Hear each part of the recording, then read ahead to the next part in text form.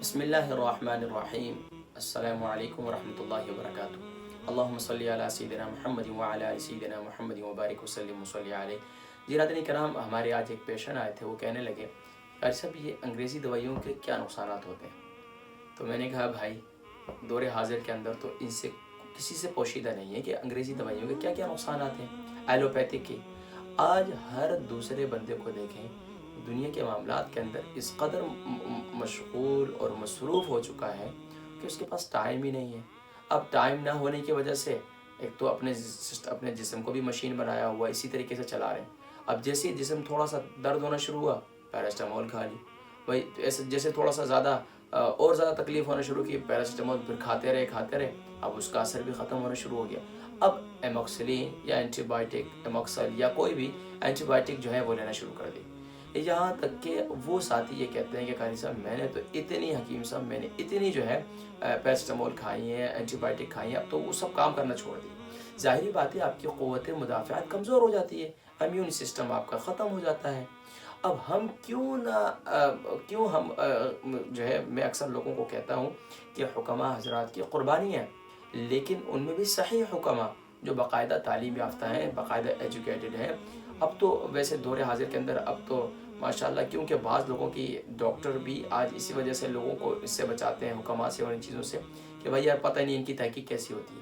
تو بہرحال جو پراپر حکیم ہیں ان سے مشورہ کیجئے، ان سے دوائیاں لیجئے، تو انشاءاللہ آپ کو شفا بھی ہوگی۔ اس کے ایک کام یہ کرنا ہے آپ نے کہ ایک تو اینٹی بائیوٹک سے اور انگریزی دوائیوں سے یہ ذہن میں رکھیے، اور یہ کامن سینس کی بات ہے، یہ سب کیمیکل ہے، اور کیمیکل کے اثرات یہ زندگی کے اندر اس کے سائیڈ ایفیکٹ موجود ہیں۔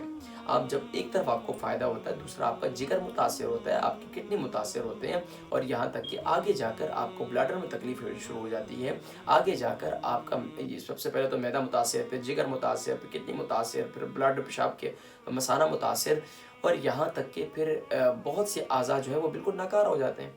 تو اب اسی طریقے سے پھر یہ زیادہ ادویات کھانے والے لوگ، ان کے پتے میں، ان کے گردے کے اندر جو ہے وہ اسٹون بھی ہو جاتے ہیں۔ بہرحال ناظرین کرام، اس کے سائیڈ ایفیکٹ موجود ہیں۔ آج کے ڈاکٹرز بھی یہ کہتے ہیں، جی پی بھی یہ کہتے ہیں کہ بھائی کوشش یہ کرتے ہیں کہ ان کو اینٹی بائیوٹک زیادہ نہ دیں، لیکن ہمارے لوگ مجبور کرتے ہیں کہ بھائی ہمیں اینٹی بائیوٹک ہی دیں، ہم عادی ہو چکے ہیں۔ تو اس لیے کوشش یہ کریں کہ بھائی حتی الامکان میں آپ سے یہی گزارش کروں گا کہ آپ ادویات سے پرہیز کریں۔ ادویات میں کون سی ادویات؟ جو خاص طور پر ایلوپیتھک ہیں، جو کیمیکل ہے، تو یہ ذہن میں رکھیں۔ اب جو لوگ اس پر ادویات پہ چڑھ، اب ایسا نہ ہو کہ کوئی یہ دیکھنے کے بعد کہے کہ بھائی آج کے بعد میں میڈیسن چھوڑ دیتا ہوں۔ اور بھائی اگر آپ ایسے مرض کے اندر مبتلا ہیں کہ اب آپ کا گزارا نہیں ہے، ہائی بلڈ پریشر کے مریض ہیں، تو اب آپ کو آہستہ آہستہ اپنے غذا کو بھی بہتر کرنا ہے، ساتھ ساتھ میں میڈیسن کو آرام سے، ایک دم نہیں چھوڑنا۔ اسی طریقے سے آپ کوئی اور میڈیسن استعمال کر رہے ہیں، تو خاص طور پر وہ لوگ جو 40 ابو ہیں وہ یک دم میڈیسن نہ چھوڑیں، یا 35 ابو ہیں، اور وہ لوگ جو انڈر 35 ہیں وہ اپنے ڈاکٹر سے مشورے کے بعد جو ہے آہستہ آہستہ اس کی اپنی میڈیسن کو کم کرنا شروع کر دیں۔ بہرحال 40 ابو جو ہے وہ بھی اپنے ڈاکٹر سے مشورہ کریں۔ لیکن ناظرین کرام، یہ کامن سینس کی بات ہے کہ ادویات کا جو لوگ استعمال کم کرتے ہیں وہ جو ہے ان کے اعضاء بہتر رہتے ہیں۔ میرے پاس بے شمار پیشنٹ ایسے آئے ہیں جن کی عمر 80 سال ہے، 90 سال ہے، نہ شوگر ہے، نہ بلڈ پریشر ہے، نہ کوئی اور تکلیف ہے۔ ہاں وقتی طور پر بد ہضمی ہو جاتی ہے، گیس کی شکایت ہے، یہ وقتی طور پر یہ نظام چلتا ہے، لیکن اس کے علاوہ کوئی نہیں ہے۔ عمر کے تقاضے کی وجہ شاید تھوڑی کمزوری ہو جسم میں، لیکن اس کے علاوہ بڑے امراض کوئی بھی نہیں ہے، نہ ڈپریشن ہے نہ کچھ ہے۔ لیکن وہ لوگ جو زیادہ کھاتے ہیں ان کے لیے زیادہ بیماری ہیں۔ ناظرین کرام، یہ ایک میسج تھا۔ اس کے علاوہ میں علاج بالغذا پر جو ہے ایک نظم میرے سامنے موجود ہے جو بڑی مشہور ہے، شاید آپ لوگوں نے سنی بھی ہو اور کہیں نہ کہیں پڑھی بھی ہوگی۔ تو آئیے یہ تھوڑی سی میں آپ کو علاج بالغذا کا ایک چارٹ دے دیتا ہوں، تو انشاءاللہ اس سے آپ کو مزہ بھی آئے گا سننے میں۔ میں تو جب بھی پڑھتا ہوں اس سے تو مجھے مزہ بھی آتا ہے، اور ایک یاد دہانی بھی ہوتی ہے۔ تو آپ کی یاد دہانی کے لیے صرف آپ کو ایک میسج دینے کے لیے کہ غذا سے سب کام بن سکتے ہیں، سب بیماریاں دور ہو سکتی ہیں۔ کہا جاتا ہے کہ مصنوعی صحت، کہ جہاں تک کام چلتا ہو غذا سے، وہاں تک چاہیے بچنا دوا سے۔ جہاں تک کام چلتا ہو غذا سے، وہاں تک چاہیے بچنا دوا سے۔ اگر تجھ کو لگے جاڑے میں سردی، اگر تجھ کو لگے جاڑے میں سردی، تو استعمال کر انڈے کی زردی۔ جو ہو محسوس معدے میں گرانی، جو ہو محسوس معدے میں گرانی تو پی لے سونف یا ادرک کا پانی۔ بنے گر خون کم بنے گر خون کم بلغم زیادہ تو کھا گاجر چنے شلغم زیادہ۔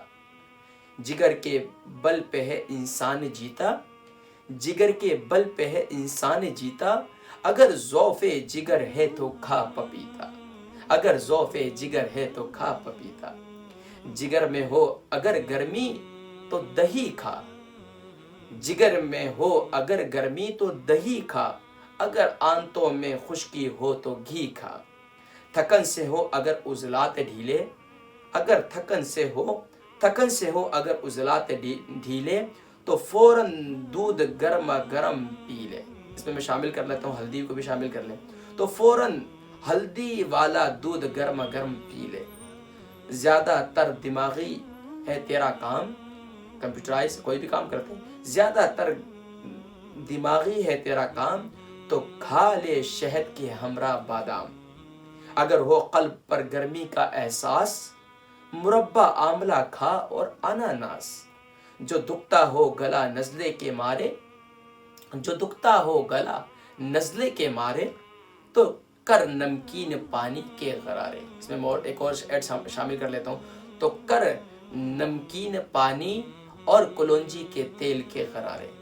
اگر ہے درد سے دانتوں کے بیکل، یعنی کہ اگر دانتوں میں بہت زیادہ درد ہے تو انگلی سے مسوڑوں پر نمک مل۔ اب اس میں ایک سونف، اس میں جو ہے آپ اس میں سرسوں کا تیل شامل کر سکتے ہیں، تو انگلی سے مسوڑوں پر سرسوں کے تیل والا نمک مل۔ جو بدہضمی میں چاہیے تجھے افاقہ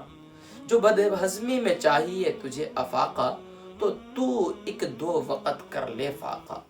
آخر میں ناظرین کرام، اگر مہینے میں وہ لوگ جو ایک روزہ یا 2 روزے منڈے اور تھرسڈے رکھتے ہیں، یا ہفتے میں 2 روزے منڈے اور تھرسڈے، یا مہینے میں 3 روزے ایام 20 کے 13، 14، 15 اگر یہ رکھتے ہیں تو سبحان اللہ وہ بہترین علاج ہے۔ اللہ تبارک و تعالی ہم سب کو اپنی صحت کو، اپنی اعضاء کی سلامتی اور ہمیں اپنے اعضاء کی حفاظت کرنے کی توفیق نصیب فرمائے، اور علاج بالغذا ہمیں کرنے کی توفیق نصیب فرمائے، اور حکمت میں خاص طور پر علاج بالدوا جو طب نبوی ہے اس سے علاج کرنے کی توفیق نصیب فرمائے۔ اجازت دیجیے گا اپنے میزبان حکیم محمد فرحان صدیقی کو برطانیہ UK سے انشاءاللہ زندگی نہیں پھر ملاقات ہوگی۔